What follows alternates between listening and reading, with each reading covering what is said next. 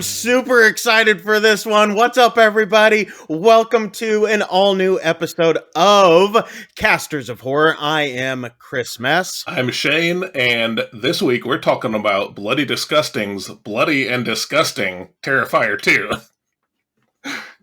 Yeah.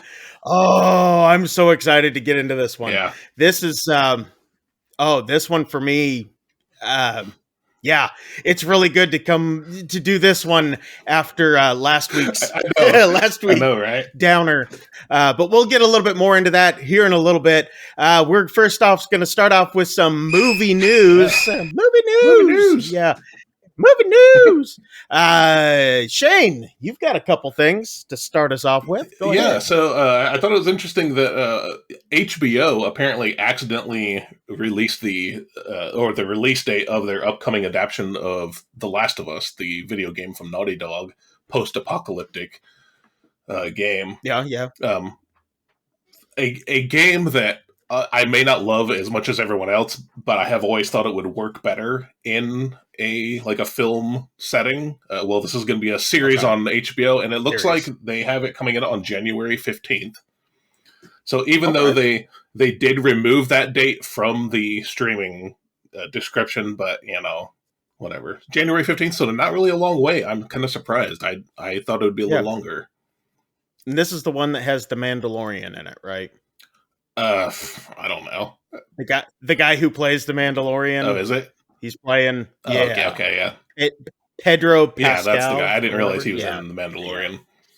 Yeah, he's the Mandalorian. Okay. So yeah, and so now he's going to be this. Yep. As well as he's going to be Joel, one of the main characters. So yeah, January 15th. So I'm pretty excited. I'm happy to see this in a actual film setting. Very, very. And then you mentioned there you're happy to talk about this week after what we talked about last week. Well, speaking of what we talked about last week, it turns out Peacock has a couple of horror series in development. One of them being Halloween. Yay! Now, this one we don't know anything about at all. Halloween Begins. What I will say, one thing I think they could do with it is if they go back to the original intent to have it like an anthology. So if every episode was a different story that took place on Halloween, could be interesting, but I don't know.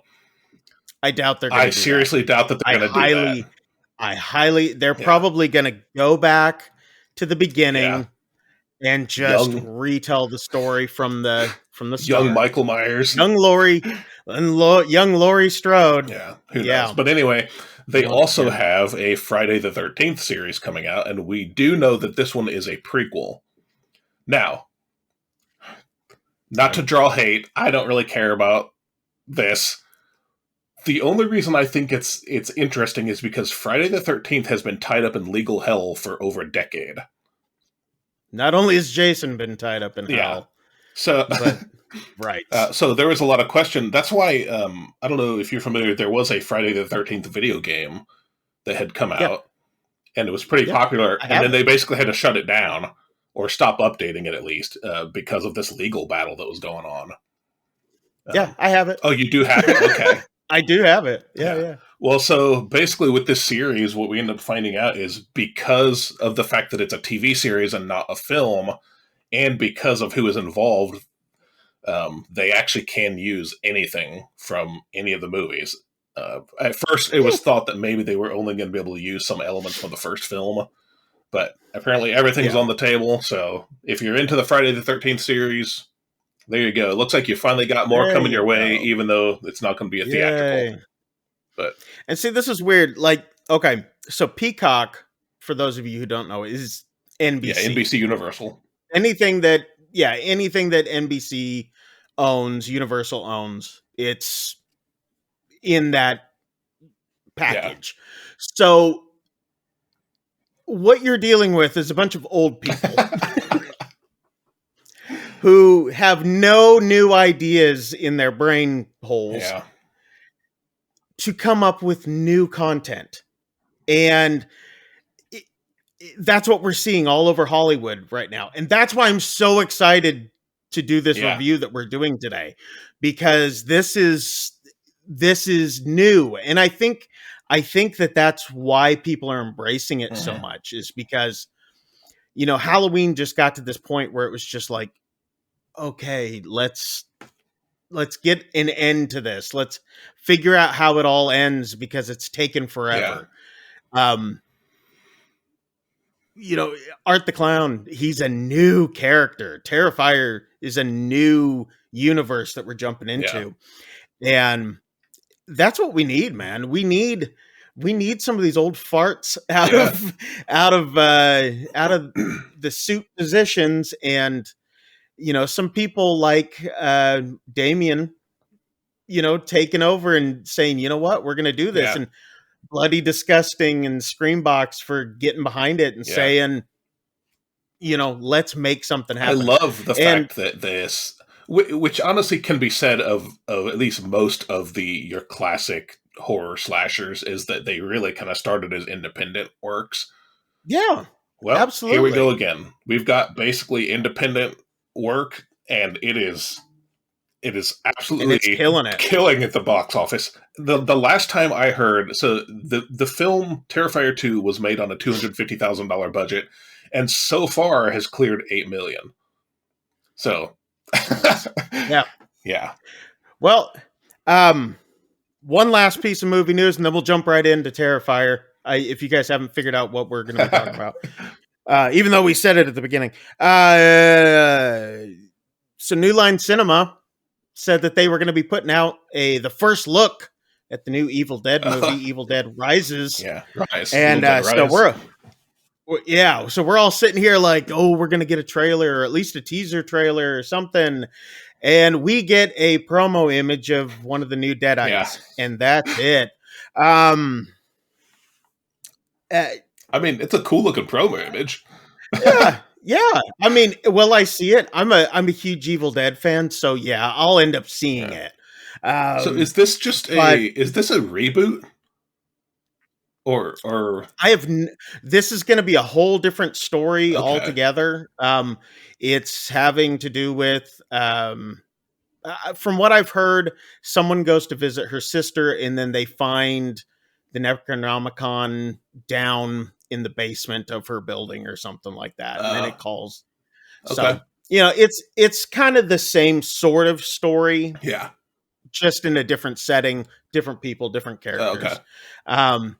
Now I have seen hashtag, Bruce Campbell on it. Bruce Campbell even put stuff out about it. So will he show up? I doubt it. So. More than likely, they're going to try to take him out of all that. But did you watch any of the series? Ash versus the Evil Dead? No, I did not see any of the TV series at all. That I really liked the series. I heard it was really good. I really liked the series. I really did. But anyway, that'll be coming out into theaters April 21st of 2023. Nice. So we still got a little ways to go on that one. Yeah. But anyway, let's get into it. Terrifier 2. So I wasn't going to say anything at first. I didn't want to get too spoilery about your opinion, but you've obviously made it clear how excited you are to talk about it. Hated it. I knew as soon as I saw it that you were going to love this film. I just knew. Oh yeah. Yeah, because you actually saw it before I did. Mm-hmm. And I was just like, oh, don't tell me anything. Don't tell me nothing. I didn't say a word about it. No. It was, how do I put this? Because I don't want to like jump the gun and go into it. But I mean, like what I really think about it. But as a horror fan, there was not one note that it did not hit for me. It was chef's kiss. Okay. And I'll go more into that a little bit later why. But let's go ahead and jump into it. Like I said earlier, this is a production that Bloody Disgusting and Screambox, the streaming service, produced together. They worked on it together. Which actually, Screambox is part of BD, I think. Yes, yes. But they had it as almost like two separate Oh, branches of same tree. Yeah.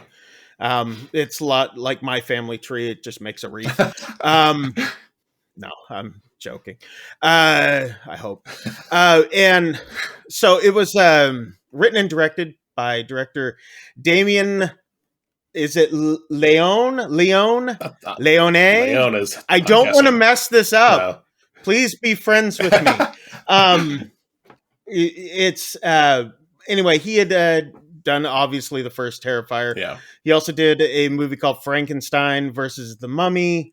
A couple shorts, like The Ninth Circle was part of All Hallows Eve, which we see Art the Clown in that as well. So if you've not seen that, you can see him a little bit in that one. But anyway, he developed this character, Art the Clown, which immediately out of the box, even with just the first Terrifier, instant horror icon. Oh, yeah. I mean, he was everywhere after that first one. Now, definitely now he's all over the place. Yeah. There was and I forgot who the football player is, but he plays for the Buffalo Bills. He actually wore a pair of cleats last week with custom Art the Clown artwork down the side. And one side said Terrifier, and the other side had Art the Clown. I was like, that's pretty sweet. Nice. But this character is played by David Howard Thornton, which I found out he's exactly 1 year older than me to the day. Okay. Both born on the same day. So yeah, so happy birthday to him on my birthday as well. He's done some theater work, short films, whatnot. He did a lot of voiceover work, which is ironic considering how Art the Clown does not talk at all. So someone going from voice acting to no voice at all, I thought that was pretty good. Because that's what makes his character so iconic. It's just the facial expressions. But so do we want to jump into the film? Yeah. Just jump Let's go. into it again. Full with spoilers. Scene 1. So full spoilers. If you guys have not seen it yet, go to Screambox. They have not given us any sort of promo code to do anything like this, nor are they sponsoring this. If you guys want to, though, Screambox or Bloody Disgusting, you are more than welcome to. We'd love to work with you guys. I like money. But go to Screambox. You guys can check it out on there. It is a subscription service, but you get some incredible horror films on there. But anyway, as we do, as always, we jump through these things almost scene by scene, going through the things that really, really worked and the things that don't. And we like to take a scalpel to everything that we watch. So it's fitting this week. Look at the blood and guts of the films, if you will. But so Terrifier 2 starts right off. Well, okay. Yeah, pretty much right off where one ended. Yeah. I mean, there is one little scene where we see Art the Clown walking, but it's right where it ended. And we waste zero time getting into the brutality. Within the first scene, so we end off at the last one where he awakes from the dead after shooting himself in the face or in the eye socket. So he's missing an eye. Art the Clown is at this point. And he attacks the mortician at the end of the last. And I'll be honest, when I first saw the original Terrifier, I wasn't sure how I felt about that ending because I kind of felt like he was scarier as this just really demented human.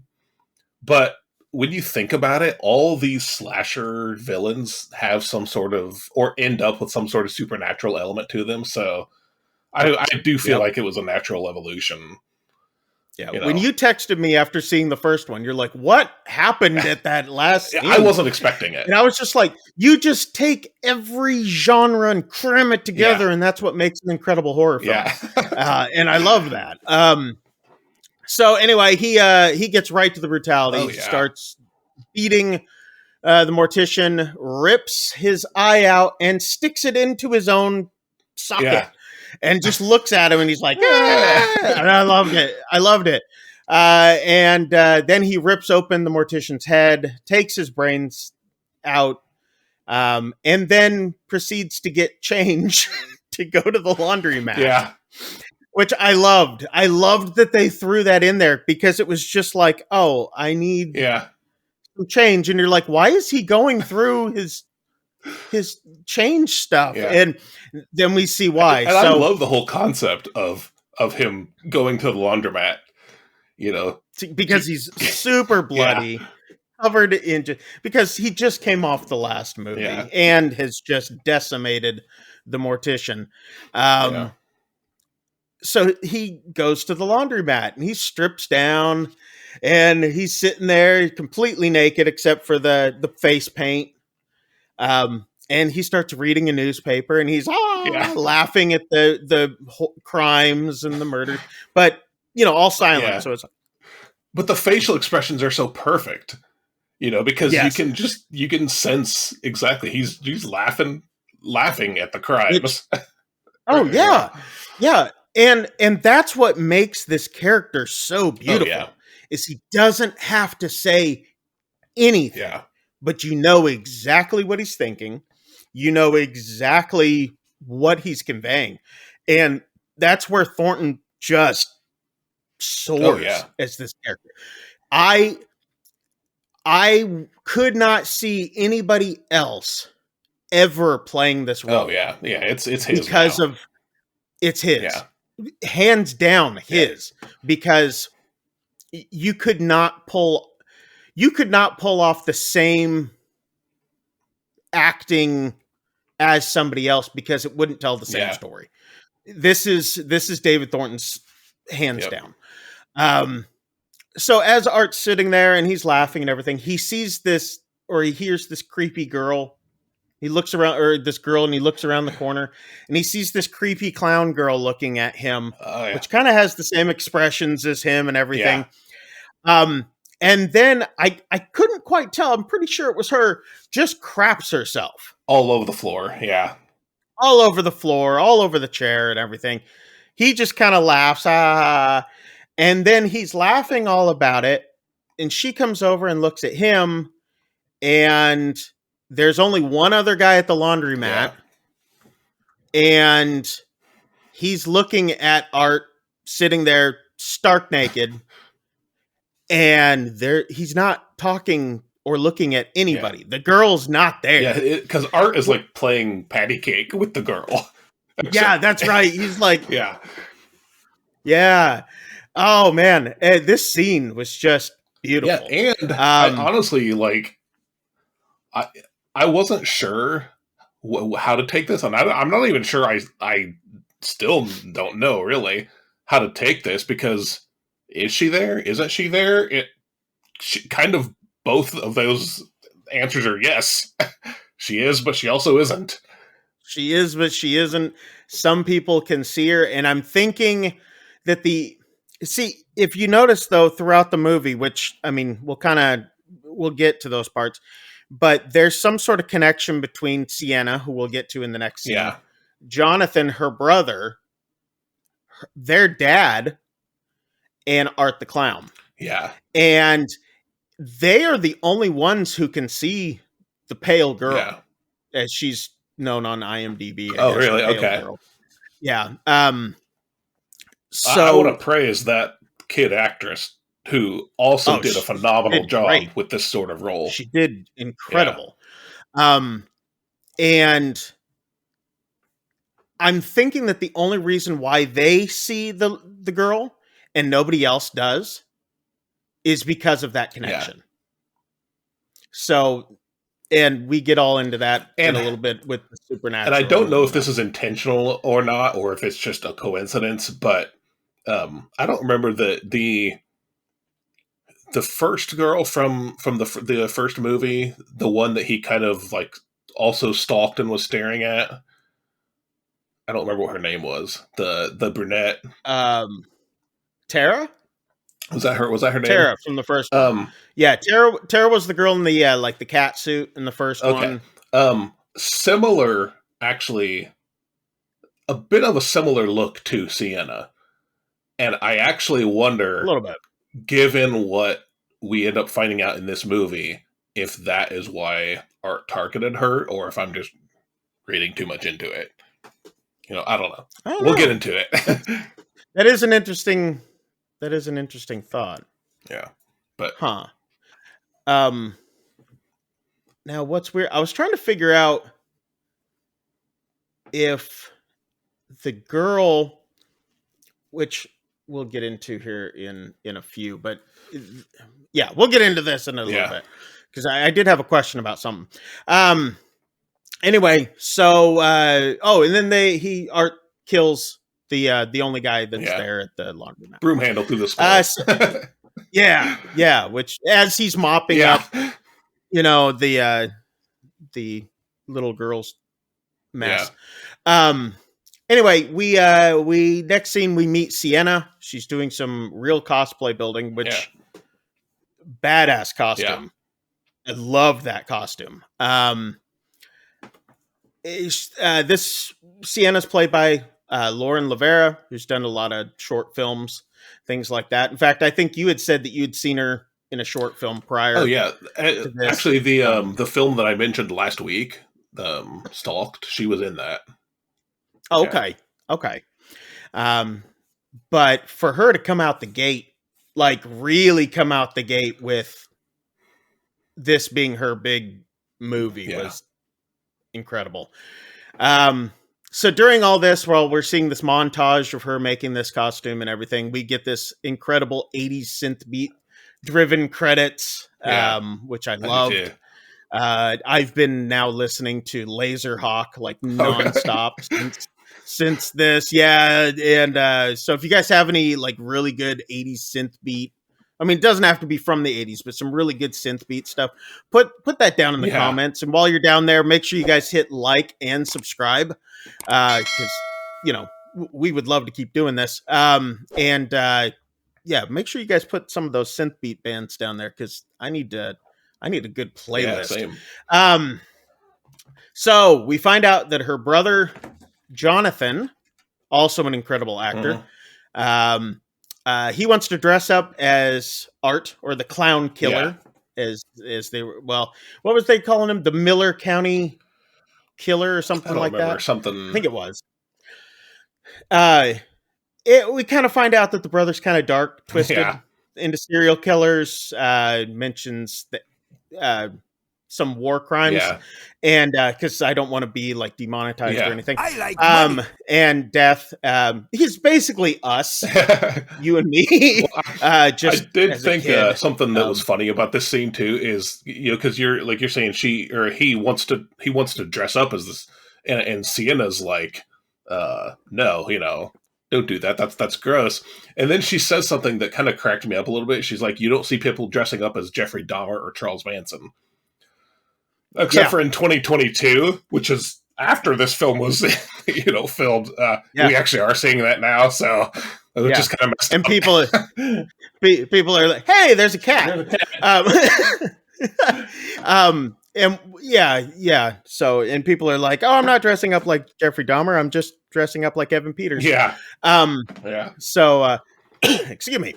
So anyway, so Sienna and her mom have a conversation about him while he's looking up stories about murders, that had happened the year before, that involved Art the Clown. Jonathan is played by Elliot Fulham. He's an actor and musician. And he actually has over 3 million streams on his first album, What's Wrong, on Spotify. So, wow. I thought that was kind of cool. Wow. Yeah. And this guy, I could see him doing a lot more in the future. So, but anyway, so after this, we have this touching moment between the brother and sister. Jonathan comes up into Sienna's room while she's working.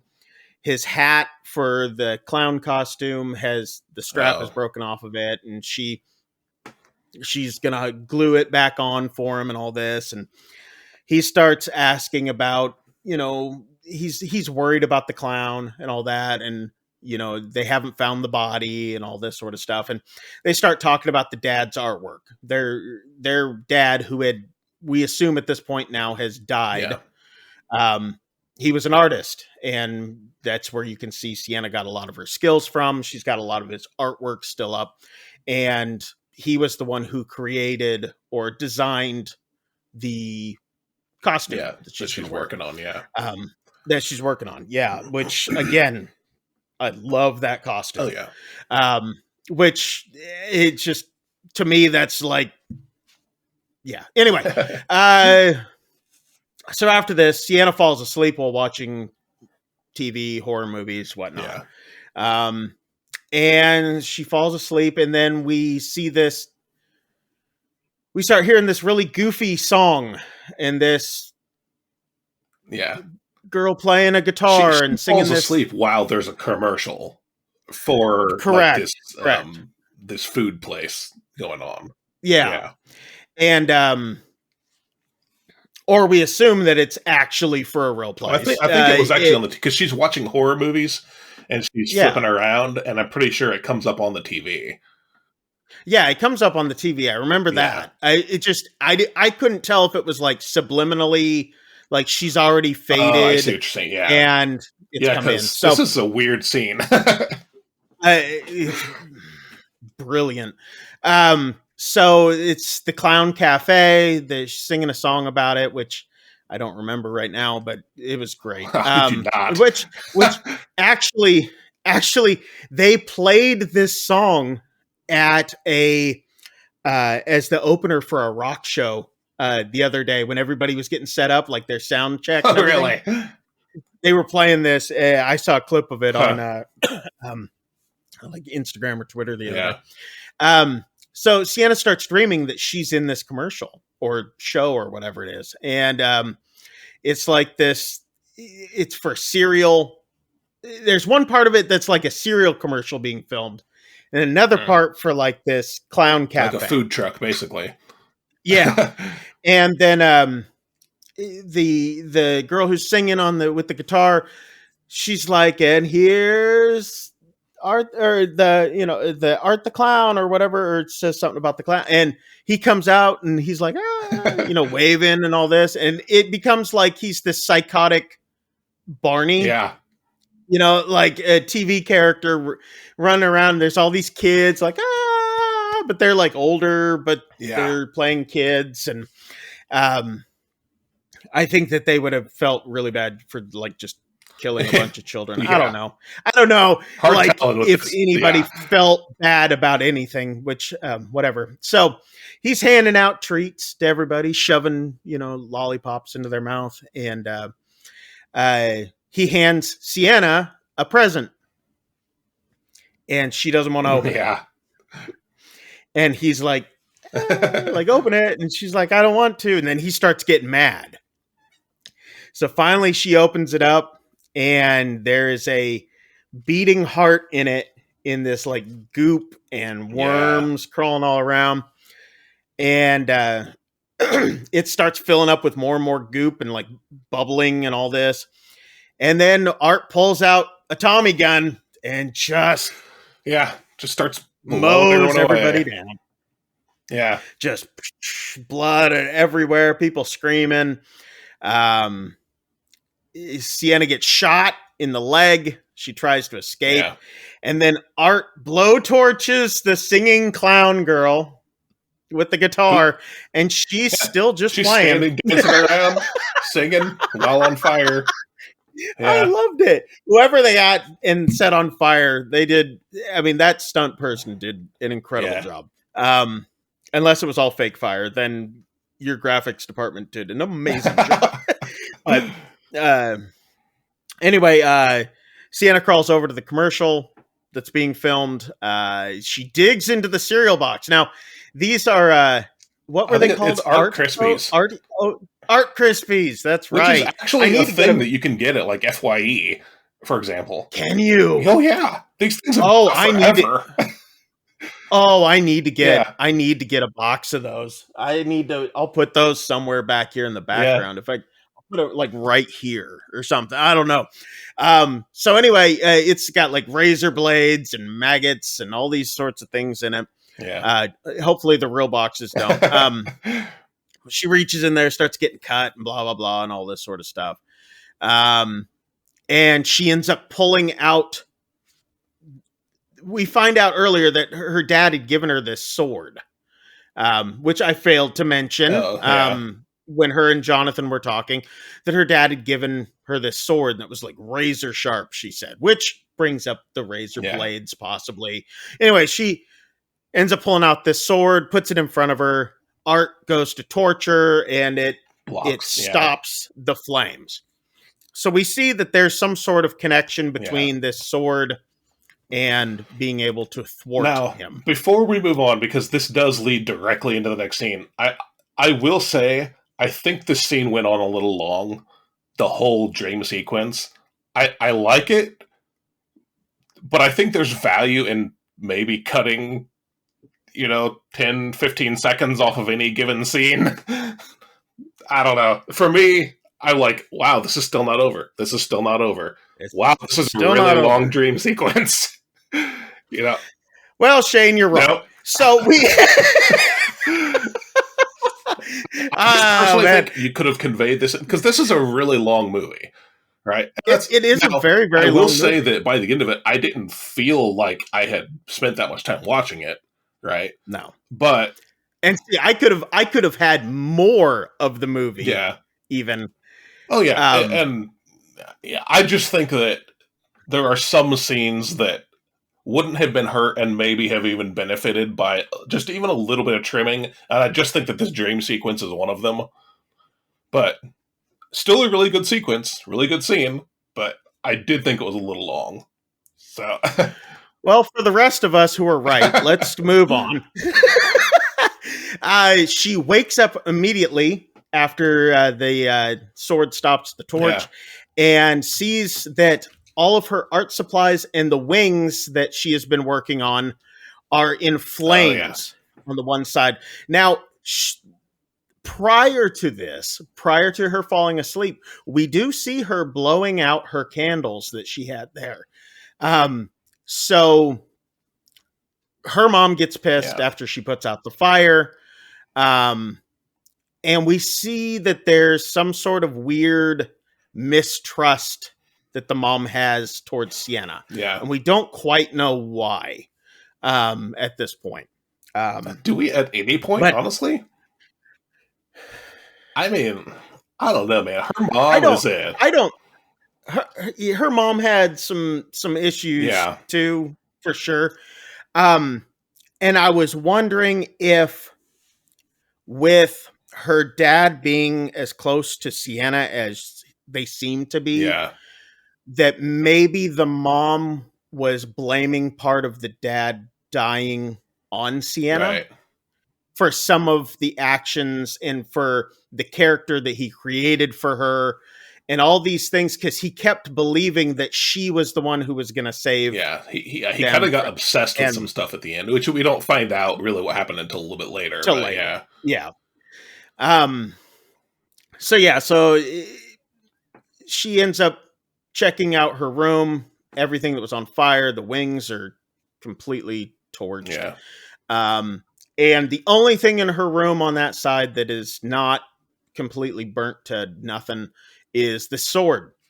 It's still beautiful looking and all that sort of stuff. And I wasn't really sure what was, because she just like stares at it, and I wasn't really sure what was going on there. But then like she does mention, I think the next day that like the sword's not touched. It's not a, a scuff on it. She mentions it.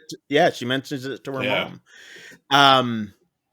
So the next scene we see is Art making some of his famous weapons. His crude, what do you want to call them? His crude armament. At some workbench in some warehouse of some sort. Not for sure if it was the same building from the first movie or where he's at, but he has access to tools. And he's making like this bat thing out of like, he's just hammering things into a table leg and all this sort of stuff. And just, so kind of like what he did in the first movie. We're just seeing this again. He's making new weapons and stuff, while the little pale psycho girl is sitting on the floor watching an old TV set with the interview from the final girl from the last movie, Right. which we saw was the interview that was kind of donutted around Terrifier 1. And we see Victoria. It's interesting too because the first film started with Art watching that interview, and then he kind of like smashes the TV, right? But then when his little like imaginary friend is watching it, he turns around and he starts laughing at what they're, because you see like you said, the final girl, in the last film, Victoria, yes, with her face all disfigured. So I dated a girl that looked like that.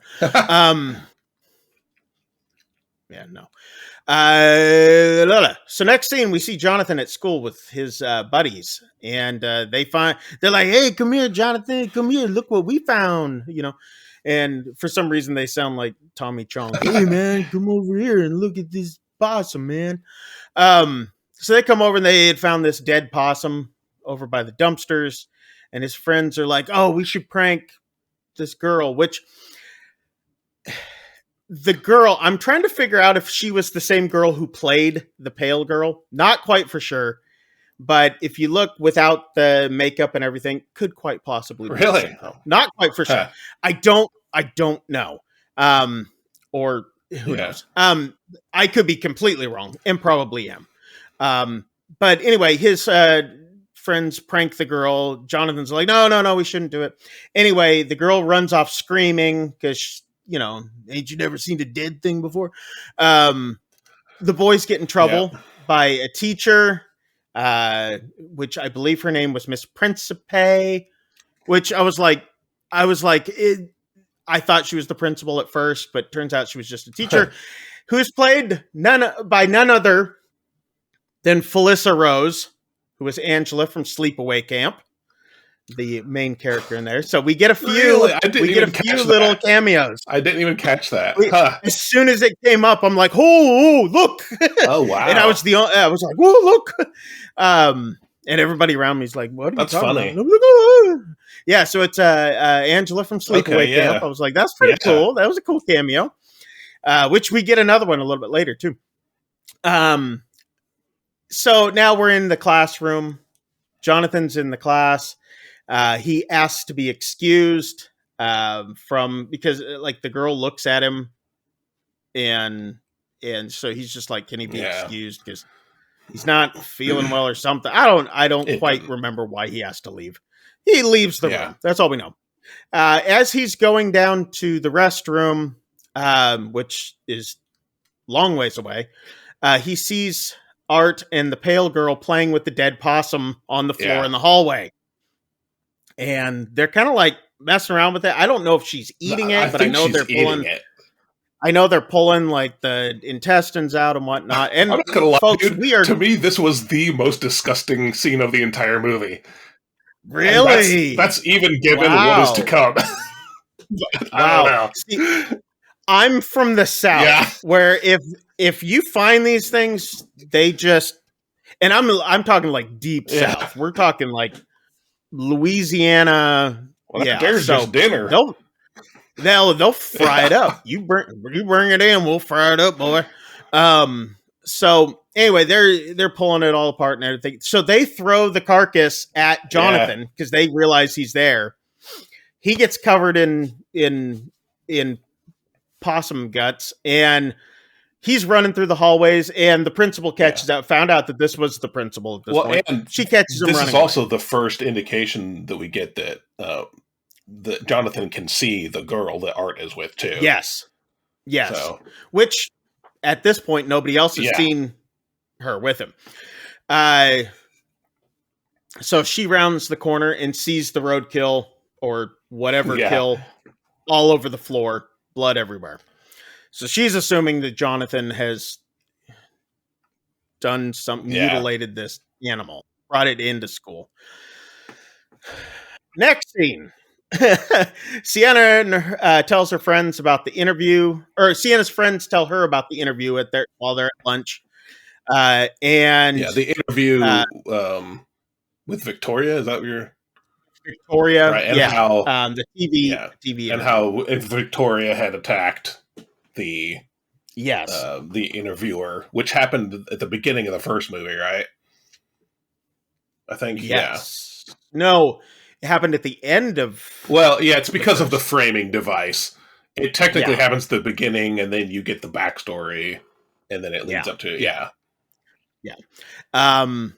So she freaks out.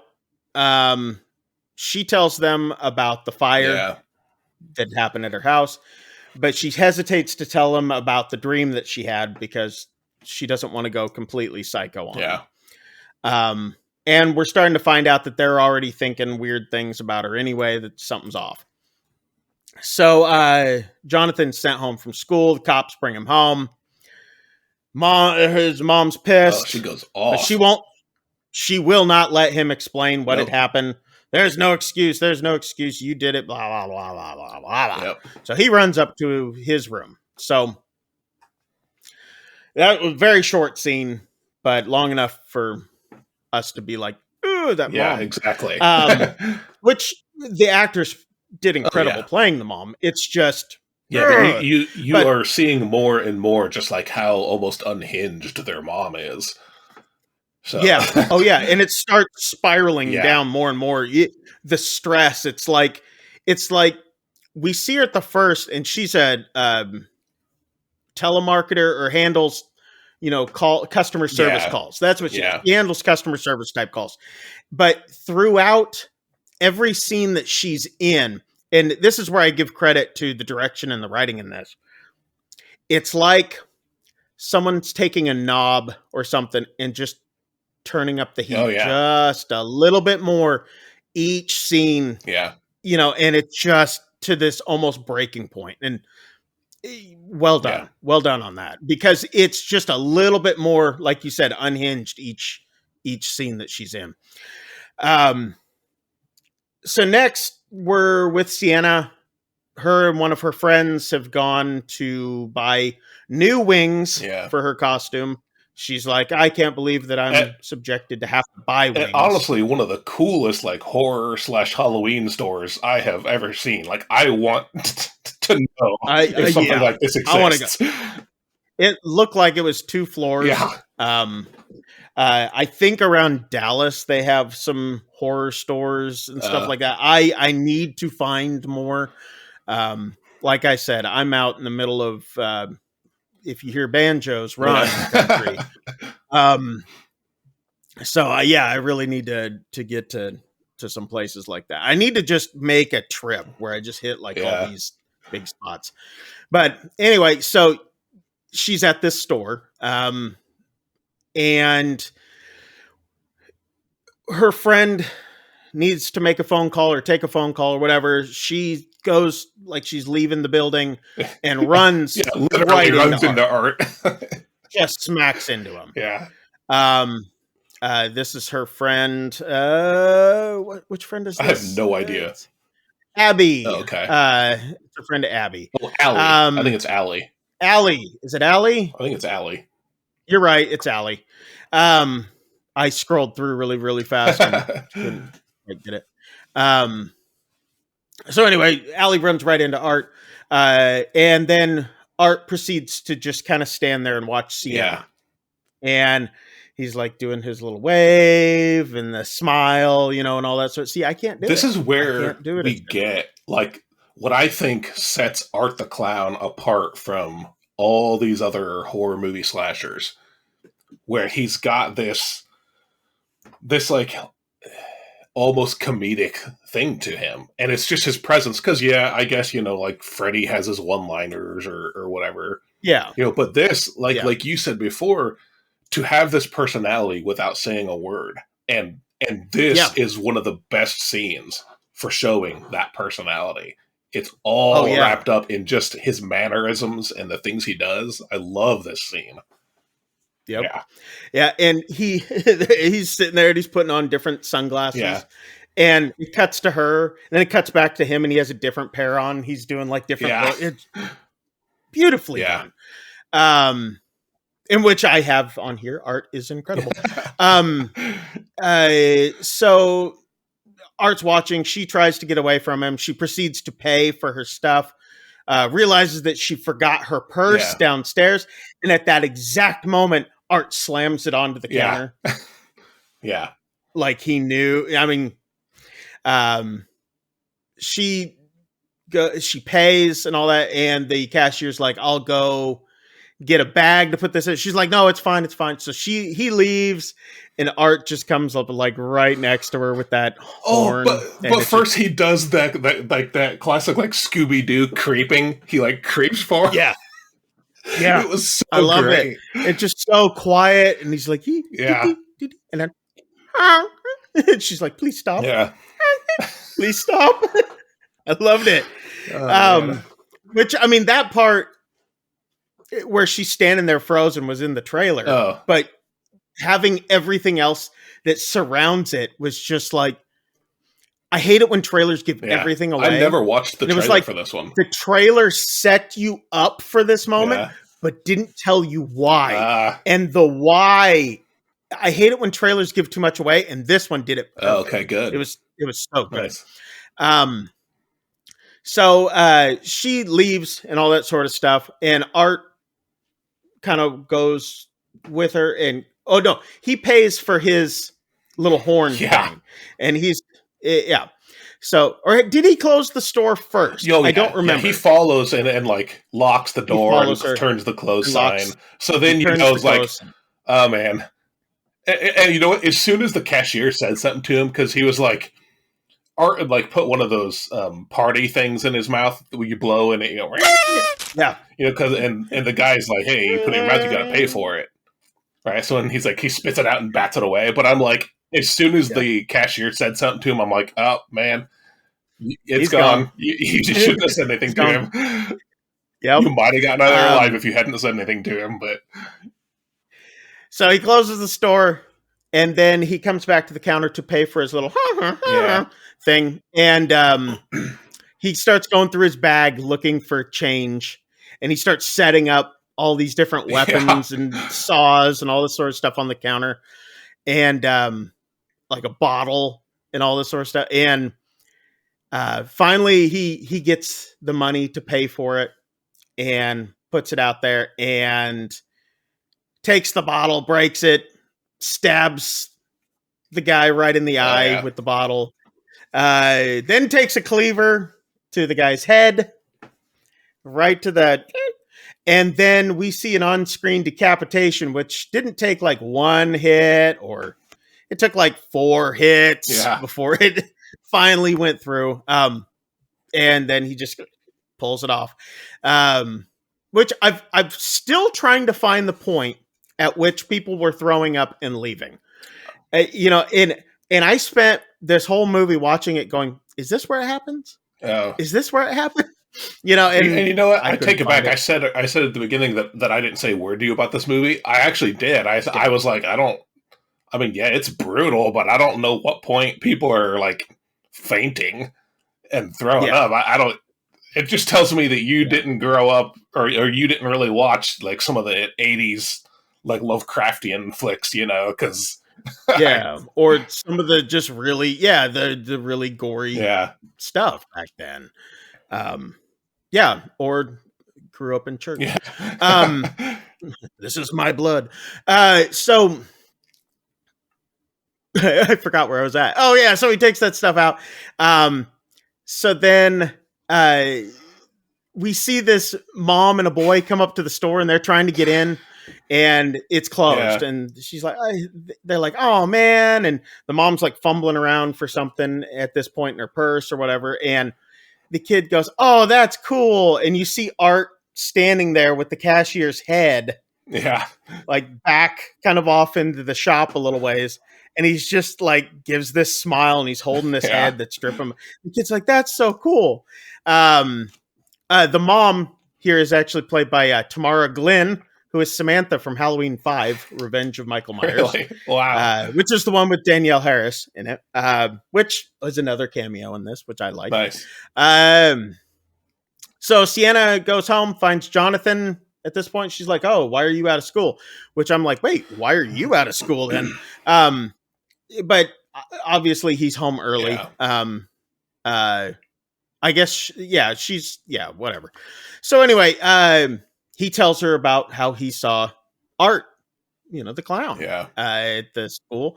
And then he shows her their dad's old sketchbook, which I guess had been lost for a long time. Yeah. And he's had it this whole time, basically.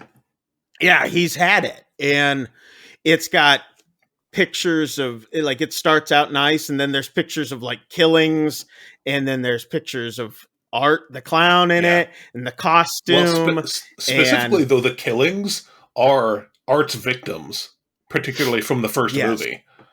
So it's like, what? That's kind of, I think, is the first. See, because they had set up, obviously, that like her dad had designed this costume and left her to store it and everything. But this is the first point at where you see, oh, there was something going on with the dad. Because he's like got these sketches of, he's got the sketches of Art and specifically the victims and how they died, so it's, there's something going on here. Yeah. And we find out that the dad had died just the year prior. Yeah. So, it's, again, you're like, what is this connection and all that sort of stuff. So, it's also got newspaper clippings from the killings and all that sort of stuff, and the picture of Sienna in the costume holding the head of a demon. At this point. Once again, Mom loses her shiz once she find out that he has this notebook, and she said, "We all know what happened to Daddy," and she gets mad and starts tearing the pages out of the book. And then Sienna's like, "I believe him." And she's like, "What? This morning you were saying he was like, some serial killer, and now you're..." And she's like, "No, I believe him." So the doorbell rings. It's trick-or-treating time because it's Halloween. Yep. And doorbell rings. Sienna goes to get the door. The door opens, and this threw me for a loop. I'm not going to lie. The girl who answered, when they open up the door... I literally went, am I just getting old? Because Sienna looks different. Dude, it took me several minutes to figure out what happened here. I literally was sitting there going, and I was like, she looks slightly different. Yeah, I didn't even catch that. I didn't even notice that at first. And then I go, she's not wearing the same pants. Yeah. And then I was like, oh, this is her friend. This is Allie. Dude, I got through the entire first Great scene. Transition. Great transition. But seamless transition. But I'm right there with you, man. I got through almost or the entire first scene with the kids, and then partway through the scene, right? Because she passes out candy to the trick-or-treaters, turns to leave, and then the door knocks again. And this is the point where I was like, oh my gosh, this is her friend Allie. Because I've been having my notes, these two look too much alike. So it's like, it tripped me out for I'm sitting there and I'm just like, that's not her, man. So anyway, she's handing out the candy, like you said. We see this van parked just across the street. Yeah. It's got the pale girl sitting in it. The second knock on the door, like you said, and Art is there with his bag, and she's like, "Oh, you're a little old to be trick-or-treating," and he's like, and all that, and she won't give him any candy. Yeah. So he's just standing there. She closes the door. He knocks again, and he's still standing there. Finally, she's like, "You're not going to leave till I give you," and so she finally just throws candy at him, and she sees the weapons and all this stuff in the bag. And she slams the door shut and runs to call Sienna, but there's no answer. Horror trope. Yeah. No answer. So then we turn back to Sienna's house immediately, and you see Sienna closing the door from her home and going back in, and she sees the news report about Monica Hayes, which was the reporter, Oh, yeah. and or the journalist, and Victoria, and then mentions her being released from a psychiatric hospital prior. And then the news reporter looks right at Sienna and says, "Like you, Sienna." Yeah. And you're going, what? Yeah. Sienna was in a psychiatric hospital? Which they don't really mention later on, but supposedly she had some sort of breakdown after her dad. And she does go, and we find out here that she is on meds because she goes and takes some meds. Yeah, popping some pills. Yeah, which is a very crucial thing for later. So then you're like, what's going on? And then she's remembering her dad, his artwork, the pictures with the wings and all this sort of stuff. And then the part that brought cheers to the whole theater, we had shower time. And then, yay! Well done for the 80s shower scene. And then we have a costume montage, which love that costume, dude. And then we get this after she put everything on, she's looking in the mirror at herself. Hot. We see this subtle pan where the sword comes into view and she fades, into a blur in the background, but that sword is shown. And I was like, well done, you. Abby, her friend, we are now back to her. She's getting ready. There's no shower. I'm okay with it. She hears this crash noise and she goes to investigate. And at that same moment, she misses a call from Sienna as well, because nobody carries their phones with them. Obviously, all of them are my wife. It's just leaves the phone everywhere. Her back door is broken to the house. And there's Art in the kitchen making himself at home. Getting a cup of water. Dude. And again, we do delve into a little bit of horror movie trope here, which I was glad to see they did subvert at some points in this movie, but this is not one of them. Because she just stands there. She has plenty of time to get away. Oh, yeah. And she just stands there and waits for Art to see her. So it's like, okay. Yeah. He sees her. Well, it's like he doesn't even see her at this point. He just opens up a drawer and he grabs a knife and gets a pair of scissors and then turns around and snip, snip, snip, snip like that. And then takes off running at her. Because he's given her no clue that he's seen her at this point. He just turns and snip, snip, snip and runs. I was like, this is beautiful.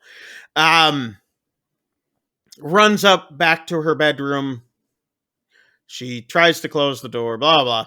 He then gets her, holds her down, and then takes the scissors and proceeds to scalp her. She gets a nice blade across the eye first, but... Yeah, the blade of the eye with the scalpel and whatnot. And now, there were points in the first... This one's pretty brutal. There were points in the first movie, even with the most famous kill in the first movie, it was basically off-screen, right? I mean, you're right there, and you're getting what's going on. This one is pretty much all on-screen, so if this is the point where people every one of these. Yeah. If this is the point where people are fainting and running out of theater, this I could at least see, I guess, because the effects on this are very good. This is probably the one. This is probably the one. Hey, no, I get that. Yeah, this is probably the one. Peels back the scalp, rips the hair off. Then he pulls her arm back, twists it, breaks it, then twists it around and rips it off. I'm like, whoa! Then grabs her other hand by the fingers. Yeah. And we've been seeing this a lot in movies lately. Right? The splitting of the hand down the arm. Because we had it in Halloween Ends. Yeah. We had it in Men, which, if you guys haven't seen Men... no. I was really looking forward to that one, too. We didn't cover that on the podcast. That was before the podcast. No. And now this one. just pulling the fingers apart and ripping down the arm. Which, I mean, I guess it would make sense. That's just kind of where. Anyway, whatever. Pulls it apart, and then it's sliced time. You know, it just slice. This is the only part of this entire thing that's actually not done on camera. Yeah, this one was pretty.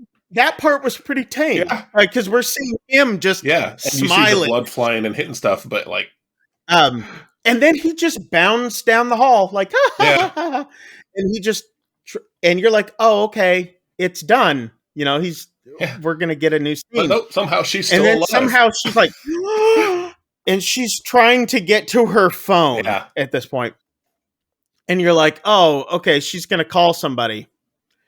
Nope. Art comes bounding back in with salt and a bottle of bleach. And I went, oh, no. And again, I think this is actually good character development for Art because, oh, man, he's not just demented. I mean, he is like, wow. Like, takes pleasure in the absolute torture. Worst points of pain. Yeah. And I was going to mention this before too, because it kind of comes up a bit in the way that he was messing with Sienna in the store, right? When he was putting on the things and all that.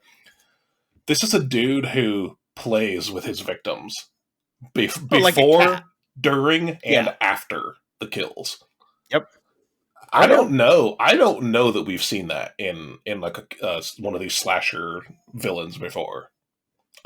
Not to this extent. No, at least not to this extent. Definitely not to this extent. No. But I've heard rumors though that Art the Clown will be another Cenobite in the next Hellraiser installment. He's like, oh, he's the one doing all the pleasures and the I don't think the Cenobites would know what to do with Art the Clown. No, Pinhead's like, whoa. Pinhead's be like, whoa. Yeah. Dial back there, buddy. Chill. Let's just take a little step back. So he pours the bleach in the salt, grabs her by the eye socket, and just rips her face off, half of it. And I was just like, whoa. That again is on scene. Yeah, whoa. And then next thing, we're seeing Sienna in her costume, and we get prude mom moment. She's like, wow, that's showing a lot of cleavage. And she's like, is it? And she's like, yeah. And then she's like, look at my butt.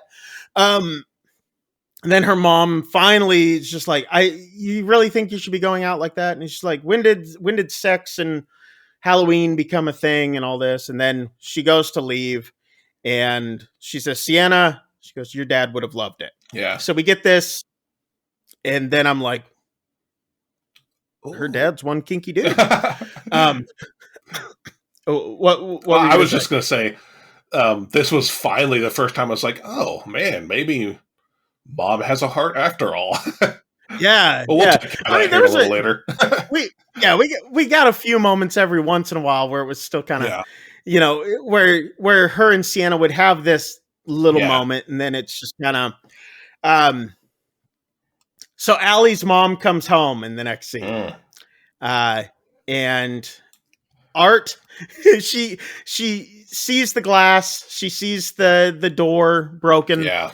She goes running upstairs to look for Allie, and I was like, oh, she's just gonna find Allie's body.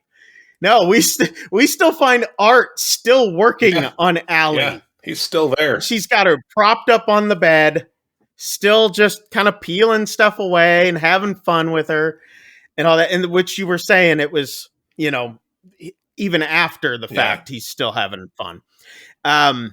And he's just loving it. He's loving every minute. He's just laughing and all that. And the mom comes in. She's freaking out. And Art's just like, ah. And then somehow, Allie's still alive. Yeah, that's how I put on here, too. Somehow still alive. Yeah. Oh, man. Because she just opens her eyes. She's like, Mom. Yeah, Mom. Yeah. And the mom's just like, ah. But so then immediately we're at the party. Sienna's walking in, got that costume on, rocking it, and she's worried about Allie. She's not getting a response. She meets up with her friend Brooke there that we met earlier. And then all of a sudden, this guy comes up and scares Brooke, and it's her boyfriend. I guess so. Yeah. But she says that Sienna is her best friend, but her and the boyfriend have never met. So I don't know. New boyfriend? Kind of weird. Guessing that's maybe the vibe. Maybe it was just a hook. Maybe, but supposedly they had hooked up for a long time. I don't know. So anyway, all I did get from this is that the soundtrack already is amazing. Again, again, put in the comments some of these synth beat groups, man. And again, while you're there, like and subscribe. So they're drinking, they're dancing. And then we immediately go back to Allie's. I hit my mic. Sorry.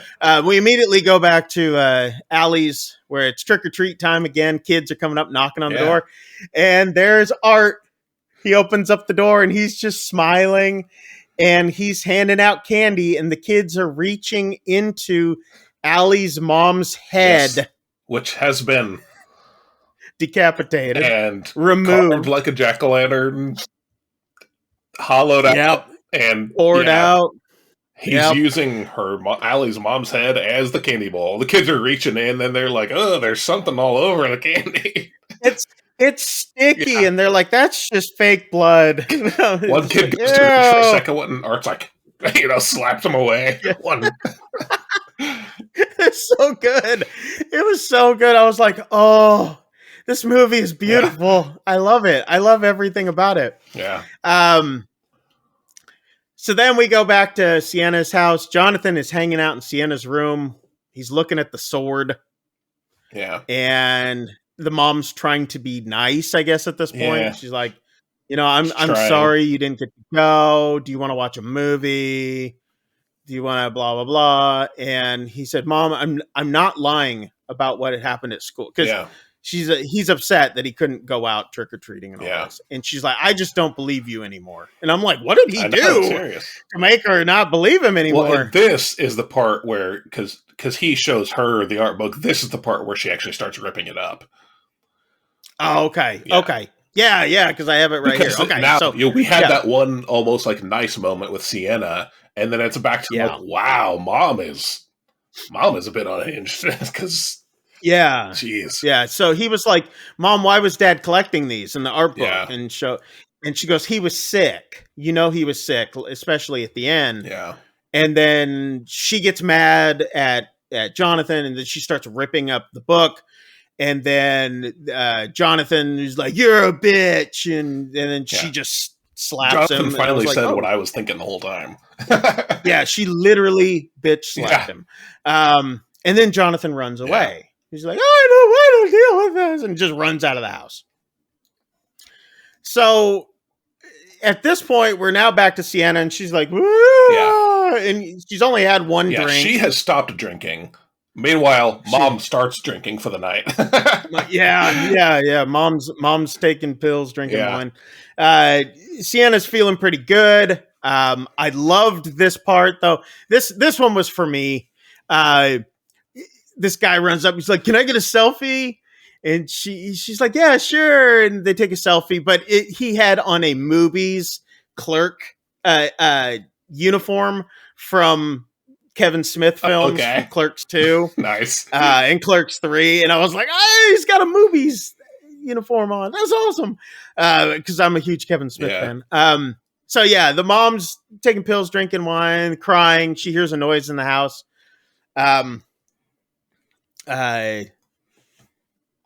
Her car is covered in, she hears the noise, goes to the garage, finds out that her car is covered in shaving cream, toilet paper, and a pumpkin with the word bitch written across the windshield. Yep. Which I'm like, how did he know? And of course she's mad at Jonathan. She thinks that Jonathan did it.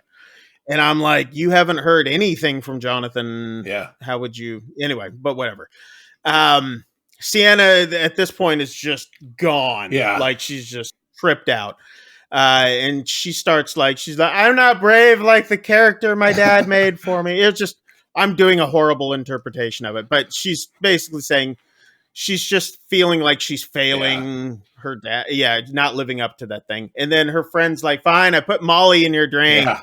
She's like, "What?" And she's like, "I put Molly in your drink." And That's why she's like, "I'm so pissed off at you." but that's why she's so messed up, because she's tripping on, drugs. So Yeah, tripping on drugs. And so Jonathan's running.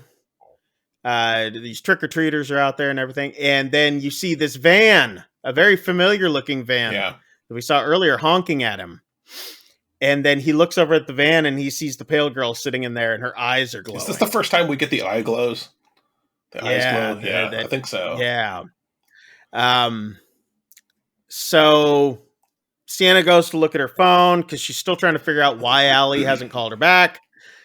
And she sees that she has 6 missed calls from her mom. So she has to call her while trying to not be drunk and or drugged and or whatever.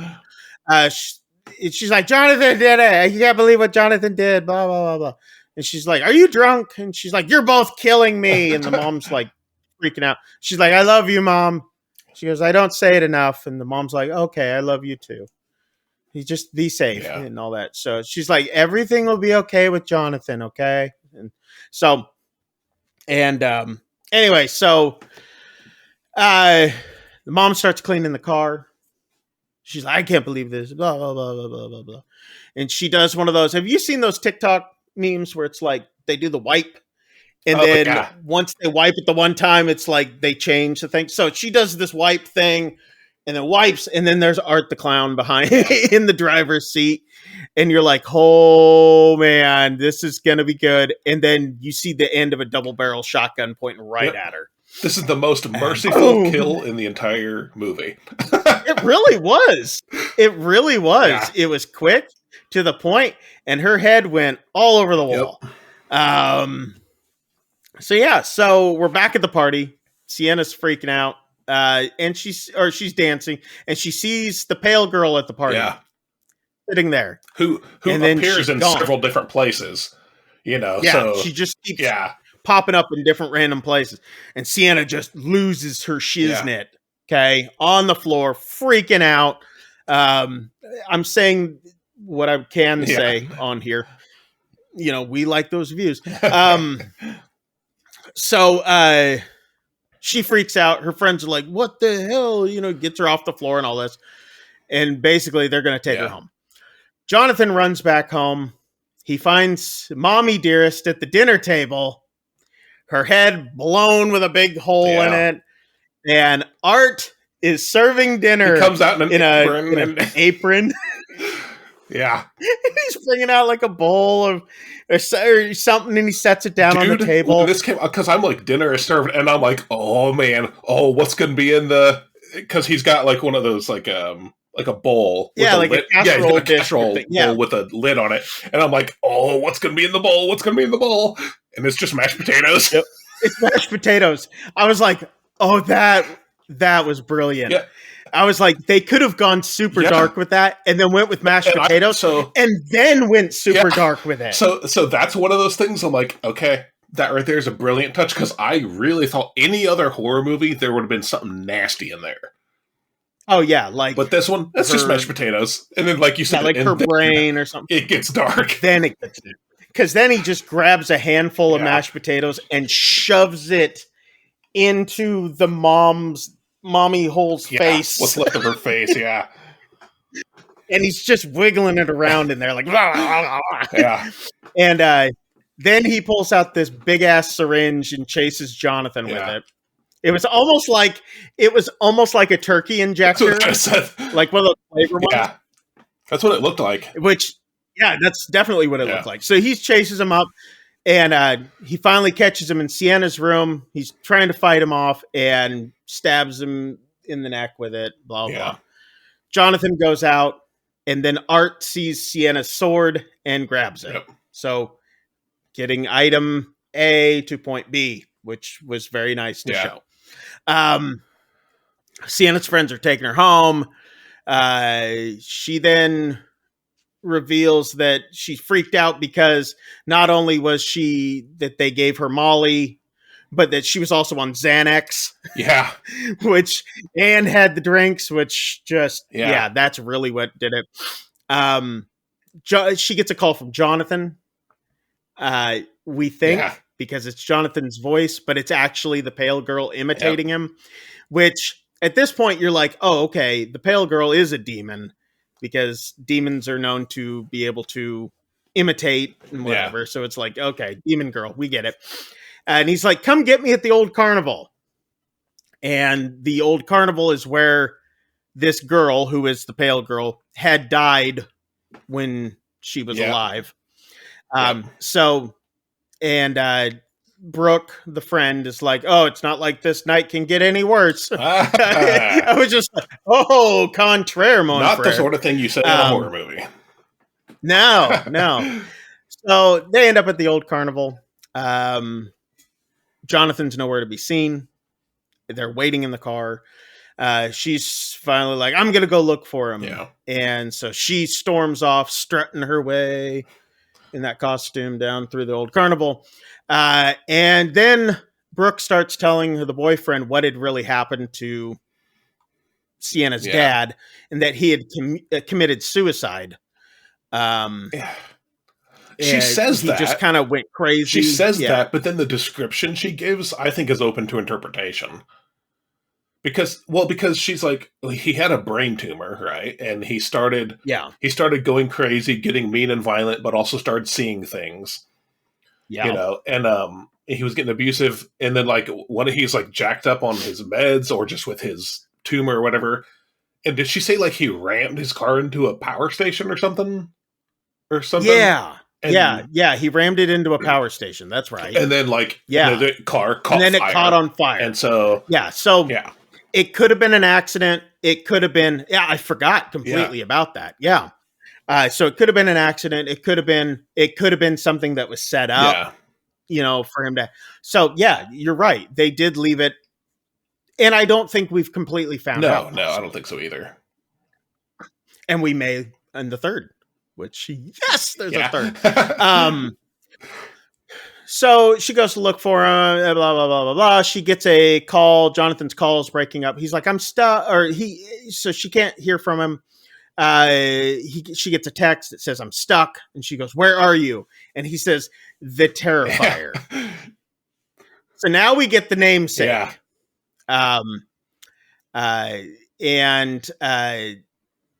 So Jonathan wakes up. It's the girl texting. And the girl is mutilating herself. She's like eating her own hand. And you're just like, what is going on? We're back at the car. Brooke and the boyfriend are doing coke. And that's all we see from that. Yeah. And then you find out that the Terrifier is like this haunted house like thing at the carnival, which they did an incredible job with this set, by the way. That front thing where it says the Terrifier and all that sort of stuff, that was a miniature. Oh, really? That was a miniature that they shot. And I was like, wow, that was beautiful. No idea. For practical effect. That was a miniature that they did. It was beautiful. The lighting on it, just everything was a beautiful shot. This is a really small detail, but I do love that the sign for the Terrifier, the ride, is the font for the movie. I don't know. Yes. I don't know why that stood out. I really like that connection. Oh yeah. Whenever things like that connect, it's beautiful. But we see the namesake for everything. But we get Brooke and the boyfriend making out in the car. Brooke calls to Sienna, no response, of course. Boyfriend's like, I gotta go pee. Jumps out, he scares her in the window, and he's been wearing a shirt the whole time that says just the tip on it, by the way, also, which I've seen, they have them on Amazon and all that sort of stuff. So she looks back to see where he's at, and I don't know why I looked away from my mic, but anyway, she looks back to see where he's at. She turns back around and she sees just the tip written on the driver's side window. Yeah. And then comes the brutal stabbing in the dinky, where Art just stabs him right in the jungle lobe. Yeah. Supposedly, this scene was supposed to be way worse. That's what but I read. I read that it was way more graphic, and they actually had to cut it, for lack of a better description. He reaches into his pants and rips it off, which you do see him ripping it off, and then wipes it on the car window. Yeah. Now, I don't know what would have been like, what would have made it worse. I don't know. I don't know if they're ever going to put it out anywhere or if they even filmed it. But the only thing that I could think of is if he took it and either or and was like, and that's all I could think of. Yeah, I don't know. Or there's something else out there that I was like, whoa, that I never even thought of. I feel like anything you're thinking of is way too tame for what this movie probably actually had to cut out. Shoves it up his nose or something. Know. I don't know. So the friend then gets out and runs, and she gets ripped out of the car. The window, he breaks the window, rips her out of the car. She kicks at him, runs off into the carnival, and she falls. She's in a horror movie, so she trips, gashes her leg open. So As soon as she started running, I was like, and fall. I know. And she did. It was like I could count the beat and fall. Yeah. So then I love this part. Sienna's walking through the haunted house thing, and you see this big sign that says "Danger, Clowns." She can't find Jonathan anywhere. Brooke runs into this big tunnel thing, and she's screaming as she's running through there. Sienna hears her. Brooke ends up in a bathroom, like at the dead end of this. Clearly tunnel. Been decorated by art. Probably the same way he decorated the bathroom in the first film. Yeah, at the pizza place, which is almost the same way that. Anyway, so he decorated very Jackson Pollock all over the walls. So it says art was here and all that sort of stuff. Red all over the walls. So So Art walks in. He's got that table leg thing that he had built earlier that we saw behind his back on one side, and a bottle of acid. Yeah. And I thought it said hydrochloric acid. I'm not quite for sure what type of acid. I like this because is this the point where what's her friend's name? Brooke. Like grabs a club or something. She's got some wooden. It's just like a piece of wood. Yeah, it's just a piece of wood. But she holds that up, and then Art holds his up, and it's the one he was working on that you mentioned at the beginning of the movie with all the nails and the forks and the knives and all that sort of stuff. I love that. Yeah, like she holds hers up, and then he holds his up. It's like, and then you're like, oh, he's gonna club her. He takes that bottle of acid and throws it in her face first. Yep. So she drops the wood, grabs her face, and then he takes that bat to her knee. Yeah. And you just see it hyperextend it and just bash it in. And then to the face. Yeah. And then you see this hit to the chest. And then I'm like, that's probably how the chest would cave in like that. Yeah. They did pretty good. Yeah. I was like, that was very realistic looking. And then he takes out her heart. He gets down over, takes out her heart, and takes a bite of it. Tasty. Yeah. This guy don't play. No. This guy don't play. And what's funny is that the whole time, it's like, you're just like, this should be freaking me out, but I'm laughing too. Yeah. What does this say about me and my mental condition? I mean, I have a brain too. No. What does this say about me? So Sienna finds Brooke in the bathroom. She ends up coming down into there. She sees that she's all dead on the floor, all over the floor. And then she looks back behind her. I looked again. And there's Art leaning on the wall, and he does his little wave. Yeah. So beautiful. And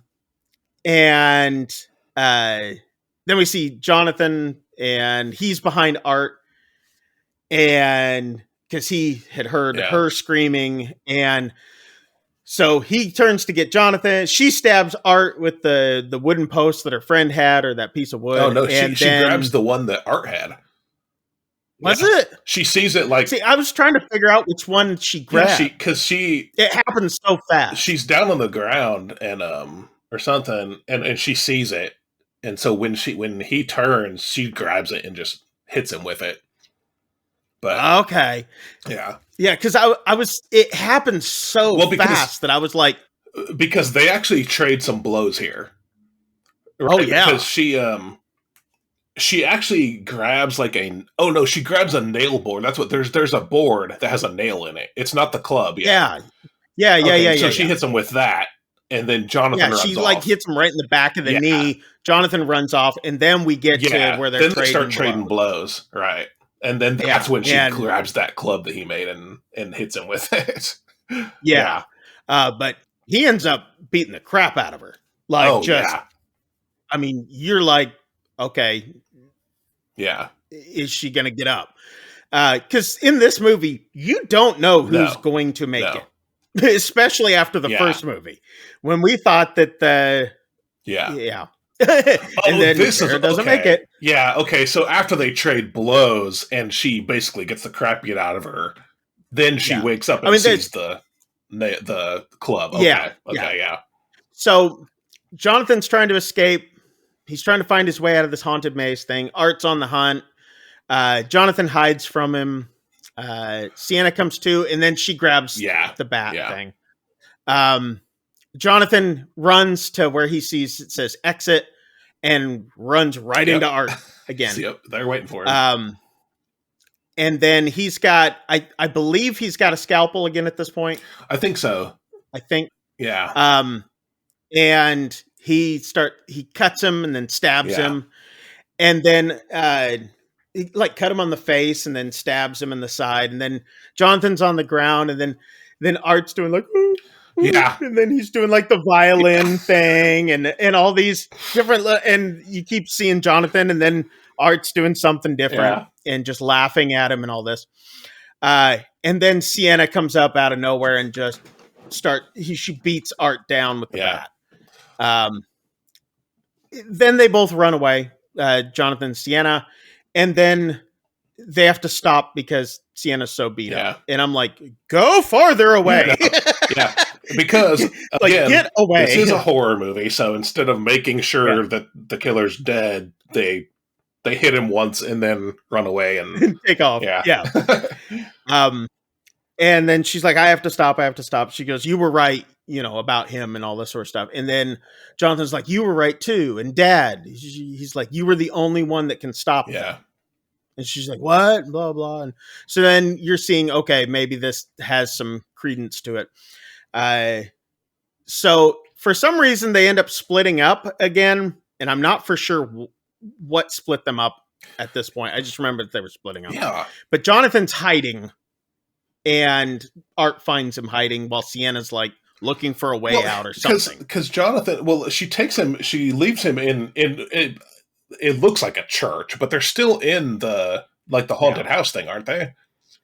And so it's just, it looks, the room that she leaves Jonathan in, it's got church pews, and so I don't know what's more dangerous. I know, serious. Yeah. There's all these this demented clown, or leave him in a Catholic church. There's all these rogue figures there. One of them is clearly Art, just hidden, but Jonathan doesn't see him. But, no. Yeah. So here's where we see Art bring out his flail, whip, chain, scalpel, whatever thing, and he starts whipping Jonathan with it.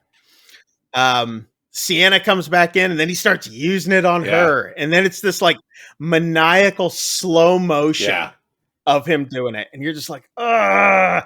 And she reaches up and grabs it and rips it away from Art, and then she starts getting him with it. I love this. And I'm like, get him. More Art, because she grabs it and whips it out of his hand, and he's just like, what happened? That could never happen. And then she ends up, then he's on the ground. He's like, no, don't. And she grabs this like rebar fence, decorative fence thing, and rips it off a fence and comes up and he's like, ah! And then she stabs it into his head. And you're like, Art is gone. Yeah, because it's like straight through the skull. Oh, yeah. And he's just like, and he falls back. Yeah. And you're like, okay, we finished it. I don't quite know where the sword came in, but we finished it. And they go to walk away, and nope, there's Art.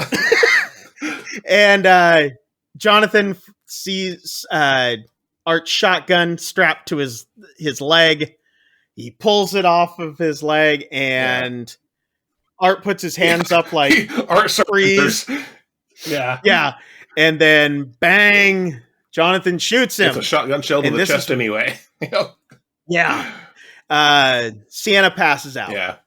And then you start hearing, Sienna, wake up. Sienna, wake up. And it's Jonathan saying it, but then the mom's saying it. And you're like, okay, mom's dead. Yeah. We know this. What? Jonathan we know knows mom's this. dead. Jonathan knows it yet, but no. And mom's dead, and mom's holding her, and she's like, everything's going to be okay. Everything's okay now, and all this. And you're like, oh, did Sienna die? It's like, what had happened? And then you realize it's not the mom. It's the pale girl holding her. And Jonathan's gone again. Sienna wakes up. Jonathan's gone. And Art's taking him, and he's on the ground. He looks like he's either dead or passed out. You're not for sure. She comes in to take out Art. Art chokes Sienna. She spits blood into his face. And he just takes her and throws her down into like this. It's like this hole in the ground with like a pallet covering it or something. And she just goes out and falls like a whole floor, like a whole story down, boom, to the ground. And she just gasping for breath. And then there's this lit grave looking thing with carnival lights around it and like this fog coming out of it. And it's got this red smoke. And which I was like, that's very, very nicely done. I want one in my house. My wife would hate it though. And there's these voices coming out of it and all that sort of stuff. Yeah. She gets up. Dude, you know what it reminded me of? It reminded me. You're gonna say it reminded me of that Siberian hellhole tape. That's what I was. As soon as I saw it, I was like, "Oh, Shane's gonna love this one." I was like, "Yeah, he's gonna say, oh, it's the I forgot what the name of it was, but yeah. So she gets up and Art stabs her with her own sword, rams her right through the gut with it, and then back she goes. Yep, falling straight back into the hellhole. And he drops the sword and then goes back for Jonathan. So you're like, okay, where is she falling? And she ends up that we see Sienna next trapped in like this, almost like a Houdini like water cage. Yeah, I think that's exactly what glass it is. All around it. It's one of those magician's water tanks. Yeah. And there's this tentacle monster coming up, and I was like, is this hentai? Am I watching Japanese? Anyway, so she's on the set of the commercial now.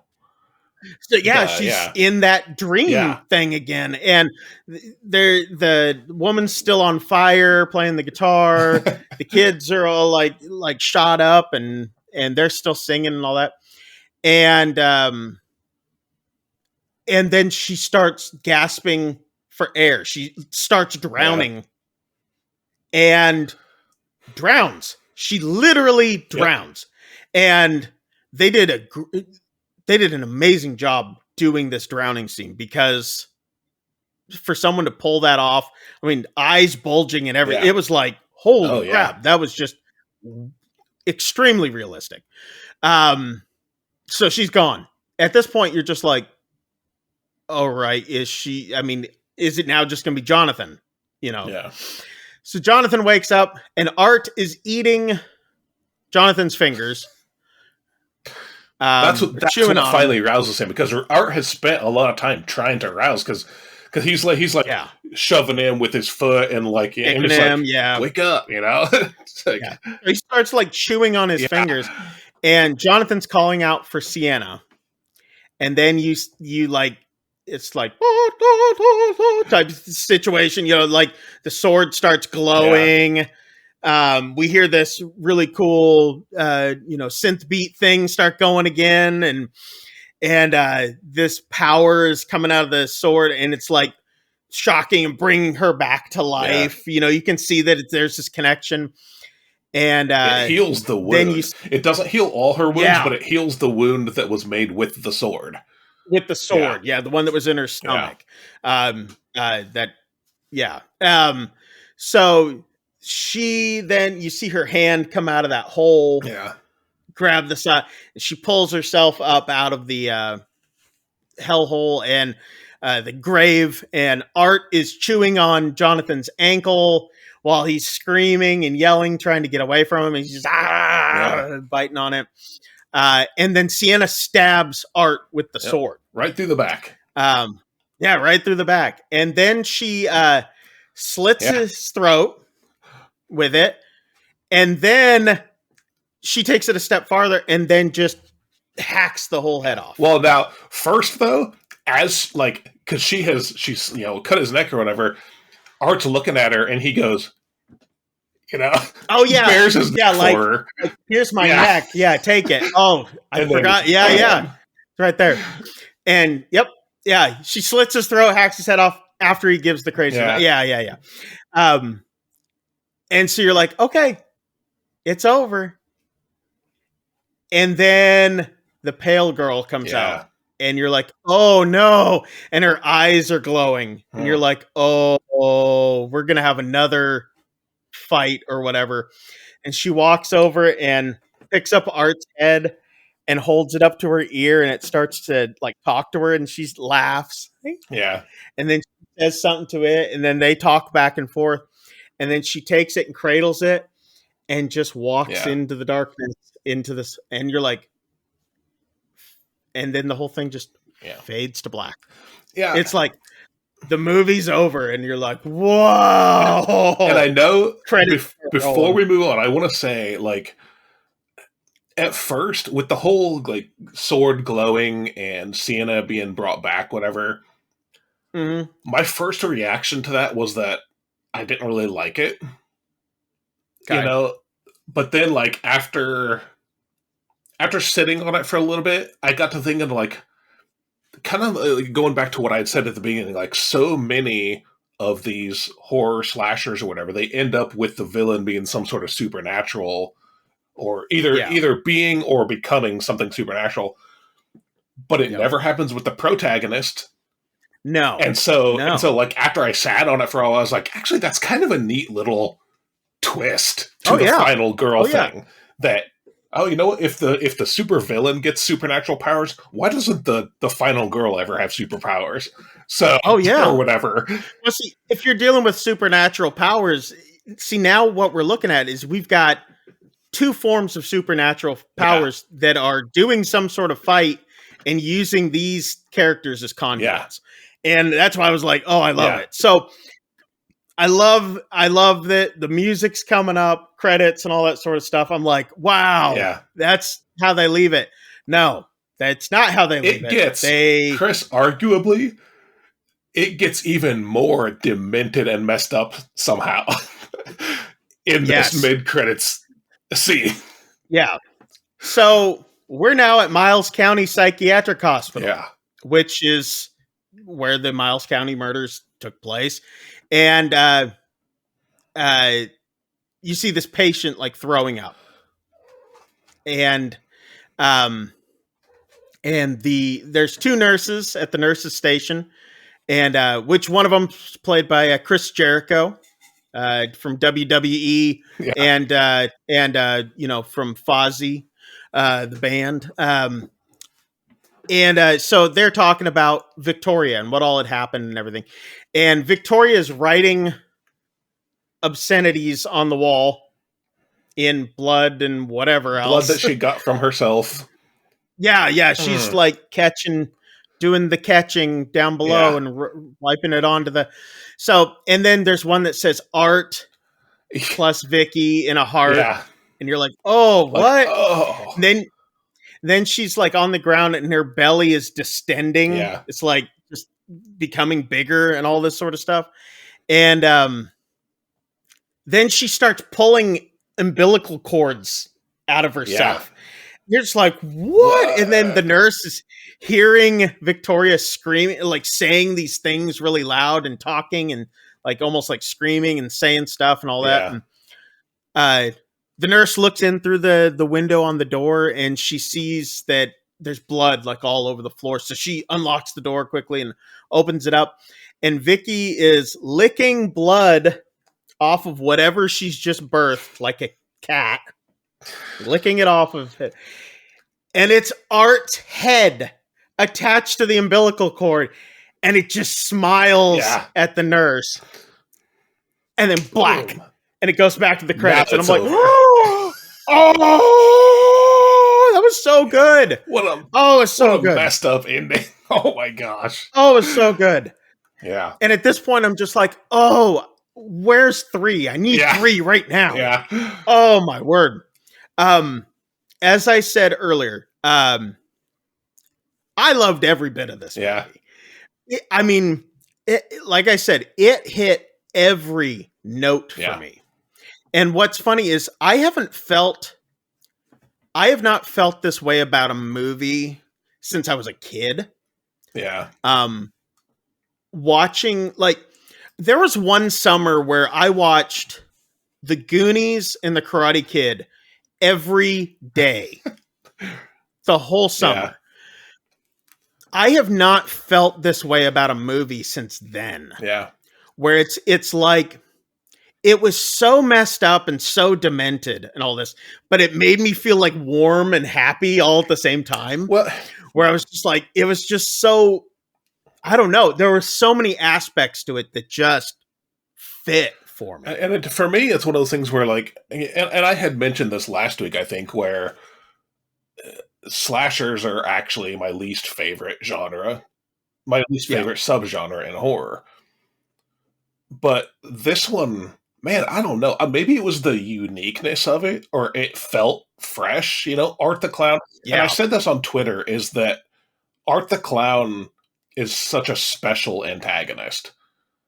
And I think it's because, just some of the things we mentioned, like just how he's so demented, and he plays with his victims, before, during, and after. And he's got this weird humor element to him. That is just, he's got personality. And I feel like that's so often lacking with these villains. And I mean, I'm not going to be one of those who like worships and loves the villain. Art the Clown is clearly the villain in the movie, right? Oh yeah. But he is a villain with personality. And I don't think we get that enough in these. So yeah, I don't know, man. It was incredible to me. There's nothing in this movie that didn't work for me, even for those scenes that I think could have been cut a little bit. There's still, overall, there's nothing in the movie that I think didn't work. I just, man, it was brilliant. Yeah. So to me, it was almost, if you're talking about horror movies, to me, it was almost movie perfection. Yeah. It was just like, it was everything that I could have wanted or asked for, hands down. I do think, it's a horror movie, so it did play into some tropes of the genre. Yeah. In annoying ways. The funny is, it was almost like it was doing it intentionally. Yeah. Oh yeah. In some cases, yeah. Not like it was like, oh, pretend like this is what they did. It was like, it's doing it intentionally because you're looking at the humor that's there already with some of the stuff, that it's like, yes, we're doing this, but it's almost tongue in cheek at the same time. Well, and like I mentioned before, I appreciate the times where it did subvert the tropes. And again, back to the dinner is served scene, where there could have been something nasty in that that Oh yeah. dish, and it was just a normal food. To me, Yeah. that's a subversion. Like, oh, okay, well, that didn't go a direction I thought it would, and I actually really appreciate that. The Yep. thing, again, with the sword basically being magical, I didn't go in a direction I thought it would, and after giving it some thought, I actually really appreciated that because it's something Yeah. different other than just going the route that every other Art the Clown could be a generic slasher. He could just be a generic horror villain, and he is not. Oh yeah. He is. No. I can see why No. people are finally like why he's finally becoming more popular. I realize he's always been popular. I heard about Art the Clown before I even knew what it even was. Yeah. But I think with this movie, he's getting the attention he deserves, and Oh yeah, and rightfully yeah, so. I'm excited, Rightfully man. so. I'm excited to see what the future holds for this franchise. And I really Not think just this franchise, but also for this oh director, yeah. as a writer, The producer, that there's the producer, yeah. the Bloody Disgusting, what else they're going to be coming out with. This is a point where smaller studios and people need to just start taking a chance on putting out the stories that they want to tell. Because I think people are finally at that point where, I mean, yeah, is it going to reach those numbers that are like Avengers and all that sort of stuff? I hate the Avengers movies. I don't like them. Okay. Yeah. I go more for the indie film, the smaller film stuff, just because that speaks to me more. Well, and it speaks to me more when people don't have to censor themselves as much, There was a take from, honestly, a pretty bad video game website that for some reason was talking about horror films and fans. I disagree with the take. The take was that fans are over legacy horror. Totally disagree. Fans are not over legacy horror. You and I may not care about like the Halloween and the Friday the 13th, TV shows we talked about, but a lot of people will. Fans are not over legacy horror. And honestly, that is such an incredibly stupid take. But this is different. And it plays into that legacy horror, but it subverts it in a way that I think is fresh and new and that the genre has needed. And I saw someone say that, like, with the success of Terrifier 2, you could see a place like either Blumhouse come in and, like, really put the money into something. I kind of hope they don't, if I'm being honest. Yeah, I like me the too. indie film. I want Bloody Disgusting to take this and be like, let's do a third one, and let's keep it as indie as possible while still building it up and giving them a bigger budget to make it, even because better. They can do what they want with it. Yeah. They can do what they want with it. And I mean, I would support that. I would most definitely support that. I don't want a movie where they have to consider what they can get away with putting in theaters. Right. The fact that Terrifier 2 was in theaters was just a bonus. Right. Oh yeah. So oh yeah. I want that to continue. Absolutely. For me, it was 10 out of 10. I loved it. I've waited for a long time for people. People ask me all the time, "What's your favorite movie?" and all that sort. And I'm just like, there's so many movies out there. This is, for me, actually, this I think has now become my favorite film. I will go on record and say that this has become my favorite film. There was every little aspect of everything that I wanted, and it was great. It was great. I loved it until Terrifier 3 comes out. Then we'll see. We'll see if this one stays in the number one spot. We'll have to see how that goes. Yeah. Speaking of movies coming out and all that, I'm going to segue slightly over. There's some films that are going to be coming out that you guys might want to check out. And we are going to put those onto screen right about now. Yeah. They should be what? What? What? Are they there? I know that they're on one side. Am I pointing in the right direction this time? I don't know. I think you are. Okay. I'm looking. I'm thinking that this is. Watch this one. Is this the right side for me to be pointing? If you're listening on the podcast, this is really. Look at these. Make sure you guys check out these films. Anyway, if you guys are listening to the audio version, which the audio version of this show comes out the Tuesday after This one goes live on Fridays on YouTube every Friday. Make sure you guys like and subscribe. That way you can keep up with everything. But you can also find the podcast version of it, or the audio-only version, as I should say, on your favorite podcast provider. And that comes out every Tuesday after this one. So if you guys are listening to this, it'll be next Tuesday. Anyway, we've got a little bit of a segment right now, and the last little bit that we have that we like to call real life horror stories. Yeah. Anyway, until we get a better name, all these segments, are subject to change their name. But Shane, you had a story that you brought one this week. I do have a bit of a. Now look, despite the cue the creepy music, despite the film we just talked about, this is somehow even more messed up and demented to me, and yet apparently not everyone agrees. All right. Okay.